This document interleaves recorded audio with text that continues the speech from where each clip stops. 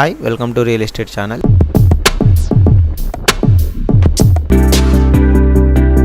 Hi hello నమస్తే, నా పేరు Satyanarayana, real estate channel flat. ఈరోజు మనతో రియల్ ఎస్టేట్కి సంబంధించిన చాలా విషయాలను తెలియజేయడానికి ప్రముఖ వ్యక్తి, రియల్ ఎస్టేట్లో 30 ఏళ్ల అనుభవం ఉన్న realtor oxygen founder and CEO doctor Nandi Rameshwar Rao గారు మనతో ఉన్నారు. సార్ని అడిగి రియల్ ఎస్టేట్కి సంబంధించిన చాలా విషయాలను ఇప్పుడు మనం తెలుసుకుందాం. సార్, ఇప్పుడు కొత్తగా వచ్చిన రేవంత్ రెడ్డి సర్కారు భూముల వాల్యూలు అండ్ రిజిస్ట్రేషన్ ఛార్జీలు కూడా పెంచుతామని అంటున్నారు. దీనివల్ల ప్రజలకు లాభం జరుగుతుందా, లేదంటే రియల్టర్లకు లాభం జరుగుతుందా, లేదంటే రియల్ ఎస్టేట్ భూమి పడిపోతుంది అని చెప్పేసి కొంతమంది అంటున్నారు, లేదు రియల్టర్ భూమి అనేది పెరుగుతుంది అని చెప్పేసి కొంతమంది అంటున్నారు. దీనికి సంబంధించిన సలహాలు కూడా మీరు చెప్పగలరు. ఇది నువ్వు నన్ను అడగకూడదు బాబు, క్యాబినెట్ మినిస్టర్ నేను కాదు కదా. రేవంత్ రెడ్డి క్యాబినెట్లో నేను మినిస్టర్ని అయితే ఇవన్నీ చెప్పగలుగుతాను. బట్ నువ్వు అడిగావు కాబట్టి నాకున్న ఎక్స్పీరియన్స్ని షేర్ చేయడానికి ట్రై చేస్తాను. కేసీఆర్ గారు గవర్నమెంట్లో 2021లో రేట్లు ఒకసారి రివైజ్ అయినాయి. బోత్ భూముల వాల్యూలు బాగా పెరిగినాయి. People are happy. మీరు చూసుకుంటే ఎలక్షన్లో, మొన్న రీసెంట్గా జరిగిన అసెంబ్లీ ఎలక్షన్లో కేసీఆర్ గారికి సిటీలో ఓట్లన్నీ పడ్డాయి. కానీ సిటీ బయట ఎవరికి పడ్డాయి? కాంగ్రెస్ పడ్డాయి. ఎందుకంటే దాన్ని బట్టి నీకు అర్థం అవ్వాల్సింది ఏంటంటే, సిటీలో ఉన్న ప్రజలు కేసీఆర్ గారి పాలనతో హ్యాపీగా ఉన్నారు. దానికి మెయిన్ రీజన్ ఏంటంటే, 10 రూపాయలు రియల్ ఎస్టేట్ ఉన్న గజం 100 రూపాయలు అయింది, 100 రూపాయలు అనేది 1000 రూపాయలు అయింది. కానీ అవుట్ సైడ్ అక్కడ ఏమైందంటే స్టెప్ మదర్ ట్రీట్మెంట్ అయిపోయింది. కేసీఆర్ గారు ఇప్పుడు ఒక మదర్కి ఫాదర్కి ఒక 5 కొడుకులు 5 కూతుర్లు ఉన్నారనుకోండి, ఒక కూతుర్ని బాగా చూసి 4 కూతుర్ని చూడకపోతే ఏమవుతుంది ఆ ఫ్యామిలీ? అట్లా అయిపోయింది. కేసీఆర్ లూజ్ అవ్వడానికి ఒక రీజన్ అంటే, హైదరాబాద్ వెస్ట్ జోన్లో బాగా ఫోకస్ చేశారు, కానీ మిగతా జోన్స్లో ఫోకస్ చేయలేదు. అది ఒక డ్రాబ్యాక్. అట్లానే కేసీఆర్ గారు ఫామ్ హౌస్కి పరిమితం అయ్యారు అనేది ఒక డ్రాబ్యాక్. ధరణి అనేది ఒక డ్రాబ్యాక్. ఇవన్నీ కూడా గవర్నమెంట్ కూల్చే దానికి తోడ్పడ్డాయి. ఇప్పుడు మేము అడిగిన క్వశ్చన్కి, ఎందుకంటే రేవంత్ రెడ్డి గారు వచ్చిన తర్వాత కొద్దిగా స్టడీ చేసి దాదాపు 4-5 నెలలు అవుతుంది వచ్చి సీఎంగా. ఆయన చూసిన తర్వాత చూసుకుంటే ఆయన ఏమన్నారంటే, market value, guide line value. Guide line value అంటే రిజిస్ట్రేషన్ చేసేది, మార్కెట్ వాల్యూ అంటే మార్కెట్లో మనకు దొరికేది. సో రెండింటికి వ్యత్యాసం చాలా ఉంది. ఫర్ ఎగ్జాంపుల్, అగ్రికల్చర్ ల్యాండ్ ఎవరైనా 1 కోటి రూపాయలు పెట్టుకుంటే చాలా మంది 5 లక్షలే ఉంటుంది, అక్కడ 10 లక్షలు. మిగతా 90 లక్షలు ఏమవుతుందని ఎక్కడా రిపోర్ట్ కొట్టాలి. అంటే అన్ఆర్గనైజ్ సెక్టర్ మీద చాలా భారం ఉంది. అంటే మనం ఎంతైనా రియల్ ఎస్టేట్ మారవలసింది. మారితే ఏమవుతుందంటే విన్ విన్ సిచ్యువేషన్ అందరికీ అవుతుంది. ఇప్పుడు దాన్ని బట్టి చూసుకున్న సార్ రేవంత్ రెడ్డి గారు ఏమన్నారంటే, మీరు సర్వే చేయండి. అది సంబంధిత అధికారులకు ఏం చెప్పారంటే, మీరు సర్వే చేయండి తెలంగాణ మొత్తంలో ఎక్కడ రేట్లు ఎక్కువ ఉన్నాయి, ఎక్కడ రేట్లు తక్కువ ఉన్నాయి, ఎక్కడ వ్యత్యాసం ఉంది. ఒక పార్ట్ అది బేస్ వాల్యూ, భూముల కంటే పర్ గజమో, పర్ ఏకరో, పర్ గుంటానో అది. అట్లా రెండోది ఏం చెప్పారంటే, స్టాంప్ డ్యూటీ ఇప్పుడు ఏదైతే 7.5 + 0.1 7.6% ఉందో దాన్ని ఎంతవరకు పెంచవచ్చు, పబ్లిక్ ఒపీనియన్ ఏంటి, అసలు పబ్లిక్లో ఫీలర్ ఎట్లా ఉంటుంది అనే దాని మీద అధ్యయనం చేయమన్నారు. సో చేసిన తర్వాత సంబంధిత అధికారులు రిపోర్ట్ని సమర్పించమన్నారు. సమర్పించాక దాన్ని పరిశీలించి ఎంతవరకు పెంచవచ్చు, ఎంతవరకు జనరల్గా ఎక్కడ తగ్గాలో ఎక్కడ పెరగాలో, తగ్గడం అనేది రియల్ ఎస్టేట్లో ఉండదండి, పెరగడమే ఉంటుంది. గత 15 సంవత్సరాలుగా చూస్తే రియల్ ఎస్టేట్ ఎక్కడ తగ్గిన దాఖలాలు లేవు, మీరు చూసుకోండి. అదేవిధంగా రేవంత్ రెడ్డి గారు వచ్చిన తర్వాత రియల్ ఎస్టేట్ మీద ఒక డైలాగ్ కొట్టారు ఆయన. రియల్ ఎస్టేట్ నా పేటెంట్, నా సొత్తు.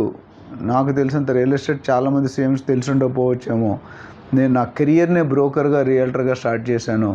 మీరు ఎవ్వరూ కోకాపడుకుని తెలియనప్పుడు ల్యాండ్లు కొని అక్కడ వెళ్ళాలి కట్టాను. సో నా ఫోకస్ అంతా రియల్ ఎస్టేట్ అనేది చాలా స్పెషల్ ఫోకస్ ఉంటుంది. దానికి ఒక రీజన్ కూడా ఉంది, స్ట్రాంగ్ రీజన్ ఏంటంటే ఇన్కమ్ 75 నుండి 80 వేల కోట్లు సంవత్సరానికి Telangana government both direct and indirect real estate ద్వారా వస్తుంది. సో దాన్ని ఎవరు ఇప్పుడు కానీ వాళ్ళు మళ్ళీ ఈ రిజిస్ట్రేషన్ రేట్ మేబీ ఆ 80 వేల కోట్లు కాస్త ఇంకో 10-20 వేల కోట్లు పెరిగి 1 లక్ష కోట్లకి వెళ్ళే అవకాశం ఉంది. ఇప్పుడు డబ్బులు కావాలి. ఆంధ్రప్రదేశ్కి 12 లక్షల కోట్లు అప్పులుంటే తెలంగాణకి సుమారు 6 లక్షల కోట్ల అప్పు ఉంది. ఈ అప్పులు తీర్చాలంటే ఏం చేయాలి? మనకి ఇన్కమ్ రావాలి. ఇన్కమ్ రావాలంటే ఏం చేయాలి? సోర్సులు కనుక్కోవాలి. సో మన హైదరాబాద్కు ఉన్న బెస్ట్ పార్ట్ అంటే రియల్ ఎస్టేట్లో good infrastructure, good industry, good FDI foreign funding, good employment. అవన్నీ వచ్చినప్పుడు ఆటోమేటిక్గా స్టేట్ జనరేషన్ పెరుగుతుంటుంది, రెవెన్యూ పెరుగుతుంది. రెవెన్యూ పెరిగితే మనం కొత్త స్టెప్స్. ఇప్పుడు అంతకుముందు మీరు చూసుకుంటే కేసీఆర్ గారు ఓన్లీ హైదరాబాద్ వెస్ట్ జోన్ మీద ఫోకస్ చేశారు. HMDA ప్లాన్ హైదరాబాద్ 2031 అని పెట్టారు. ఇప్పుడు ఏం చేస్తున్నారు, తెలంగాణ కొత్త గవర్నమెంట్ వచ్చిన తర్వాత 2050 స్టేట్ మెగా ప్లాన్ చేస్తున్నారు. అంటే ఒక కోణం కాకుండా మొత్తం ఎంటైర్ తెలంగాణని ఫోకస్ చేస్తున్నారు. రీసెంట్గా ఆయన ఒక స్టేట్మెంట్ కూడా ఇచ్చారు, మొత్తం ఎంటైర్ తెలంగాణని 3 భాగాలుగా విభజించారు. అప్ టు ఓఆర్ఆర్ అనేది urban area, up to ORR to RRR నుండి ఓఆర్ఆర్ నుండి RRR వరకు సబర్బన్ ఏరియా, RRR నుండి తెలంగాణ బోర్డర్ వరకు రూరల్ ఏరియా అని 3 భాగాలుగా విభజించారు. అయితే అధికారులకు ఏం చెప్పారంటే ఈ 3 ఏరియాలని కూడా ఫోకస్ చేసి ఆయన మెయిన్ ఉద్దేశం అంటే RRR కనుక కంప్లీట్ అయిపోతే 3 సంవత్సరాలు అంటున్నారు కానీ కనీసం ఒక 5 సంవత్సరాలు కంప్లీట్ అయ్యే ఛాన్సులు ఉన్నాయి. కంప్లీట్ అయితే తెలంగాణ నుండి ఇప్పుడు హైదరాబాద్కి రావడానికి మీకు ఆల్మోస్ట్ 4 to 5 hours పడుతుంది. ఈ RRR ఓవరాల్ కంప్లీట్ యాక్టివిటీ వస్తే కనుక 1.5 to 2 hours వచ్చేస్తారు. అంటే ఎంత టైం తగ్గుతుంది, ఎంత ట్రాఫిక్ తగ్గుతుంది. చాలామంది తెలియని విషయం ఏంటంటే హైదరాబాద్లో ప్రతి సంవత్సరం 5 లక్షల నుండి 10 లక్షల మంది ఎక్స్ట్రా సెటిల్ అవుతున్నారు కొత్త వాళ్ళు వచ్చి. హైదరాబాద్కి ఎవరైతే వస్తున్నారో హైదరాబాద్ వదిలి వెళ్ళడానికి ఇష్టం లేదు. వాళ్ళు ఆన్ డిప్యూటేషన్ వస్తారు 2-3 సంవత్సరాలకి, ఫ్యామిలీని ఇక్కడే పెట్టి సర్వీస్ అయిందా చేసి మళ్ళీ ఇక్కడ సెటిల్ అవ్వడం. ఎందుకంటే ఇక్కడ సెటిల్ అయితే బెనిఫిట్ ఏంటి, చీప్ కాస్ట్ ఆఫ్ లివింగ్, అంటే చాలా రీజనబుల్గా ఉంటుంది. రెండోది ఇన్ఫ్రాస్ట్రక్చర్, మూడోది టెంపరేచర్ కండిషన్, నాలుగోది సునామీలు తుఫాన్లు ఎక్కువగా రావు, ఐదోది యూజర్ ఫ్రెండ్లీ, ఏ కల్చరోడైనా ఏ జాతోడైనా ఏ లాంగ్వేజ్ అయినా హ్యాపీగా బతుకుతాడు. ఇలాంటివన్నీ అడ్వాంటేజ్. ప్లస్ ఓఆర్ఆర్ RRR అనేది G³ అంటారు నేను, గాడ్ గివెన్ గిఫ్ట్. ఎందుకంటే ఈరోజు ఓఆర్ఆర్ RRR వల్ల మన అన్ని సిటీలని అధిగమించి నెంబర్ 1 స్థానంలో దిశగా పరిగెడుతున్నాం మనం. సో రియల్ ఎస్టేట్ గత 10 సంవత్సరాలుగా దూకుడు రాకెట్ లాగా దూసుకెళ్తుంది. ఇంకొక 10 years కూడా రాకెట్ లాగే దూసుకెళ్తుందని నా ఒపీనియన్, నా ఫీలింగ్. సో ఇప్పుడు ఈ తరుణంలో రేట్లు పెంచడం అనేది కరెక్టా అంటే, గవర్నమెంట్ రెవెన్యూ కావాలంటే ఇప్పుడు రేట్లు పెంచితే, ఇప్పుడు ఫర్ ఎగ్జాంపుల్ గవర్నమెంట్ వాల్యూ 10,000 ఉందనుకోండి, అది 15,000 చేస్తే 50% ఇన్కమ్ పెరిగిపోతుంది. స్టాంప్ డ్యూటీ కావచ్చు, నాలా కన్వర్షన్ కావచ్చు, డెవలప్మెంట్ చార్జెస్ కావచ్చు, BRS కావచ్చు, బిల్డింగ్ రెగ్యులేషన్ స్కీమ్, ఇలాంటివన్నీ. సో దీనివల్ల ఏమవుతుందంటే సెల్లర్స్ బెనిఫిట్ అవుతారు, గవర్నమెంట్ బెనిఫిట్ అవుతుంది, బిల్డర్స్ బెనిఫిట్ అవుతారు. లాస్ వల్ల ఒకదానికే బయర్కి, ఎందుకంటే బయర్కి అది ఎక్కువ కట్టుకోవాల్సి వస్తుంది. ముళ్ళు వచ్చి అరిటాకు మీద పడినా, అరిటాకు వచ్చి ముళ్ళు మీద పడినా లాస్ ఎవరికంటే అరిటాకు. ఇక్కడ కొనేవాడికి ఇబ్బంది, అండ్ కొనేవాడికి ఇబ్బంది ఎందుకంటే కొనేవాడి ఇబ్బంది అంటే కొద్దిగా స్లో డౌన్ ఉంటుంది. బట్ ఓవరాల్గా ఇప్పుడున్న స్ట్రెంగ్త్లో చూసుకుంటే చాలామంది ఇంకో క్వశ్చన్ కూడా అడిగారు, ఏపీలో చంద్రబాబు వస్తే తెలంగాణలో రియల్ ఎస్టేట్ పడిపోతుందా? ఎందుకు పడిపోద్దండి? తెలంగాణలో ఆంధ్ర వాళ్ళు పెట్టింది 10, 15, 20%. 80% అక్రాస్ ది వరల్డ్ ఉన్నారు. అమెరికా ఉంది, రష్యా ఉంది, UK ఉంది, జపాన్ ఉంది, ఆస్ట్రేలియా ఉంది, సౌత్ ఈస్ట్ ఉంది, మిడిల్ ఈస్ట్ ఉంది. ఇవన్నిట్లో కూడా పెడతారు. సింగపూర్, మలేషియా, హాంకాంగ్, ఇలాంటి కంట్రీస్ అన్నీ కూడా హైదరాబాద్ని ఒక రియల్ ఎస్టేట్ డెస్టినీగా చూస్తున్నాయి. సో హైదరాబాద్ ఎవరు వచ్చినా, ఏ గవర్నమెంట్ వచ్చినా హైదరాబాద్లో రియల్ ఎస్టేట్ ఆగేది లేదు.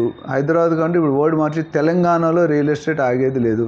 ఇది మాత్రం ఖచ్చితంగా నేను చెప్తున్నాను. ఇప్పటి వరకు మనం ఎవరైనా ఆడపిల్లలకి మ్యారేజ్ చేయాలనుకుంటే మనకు అమెరికా అల్లుడు కావాలనుకుంటాడు. ఒక 10-20 సంవత్సరాలు ఇలాగే పెరిగితే నేను మా అల్లుడు హైదరాబాద్లో చేస్తున్నాడని గర్వంగా చెప్పుకునే రోజు వస్తుంది. We have to wait and watch. డెఫినెట్గా it is a good sign. మన పెరుగుతున్న ఎకానమీ కానీ, GDP కానీ, బయింగ్ కెపాసిటీ కానీ ఎవరితో పోల్చాం. చెన్నై, బెంగళూరు చాలా, ఇప్పుడు కూడా మన హైదరాబాద్లో రియల్ ఎస్టేట్ చాలా చీప్. అంటే 20,000కి మంచి బంజారాలు జూబిలీస్ పర్ అడుగు, గజం 3-3.5 లక్షలు దొరుకుతుంది.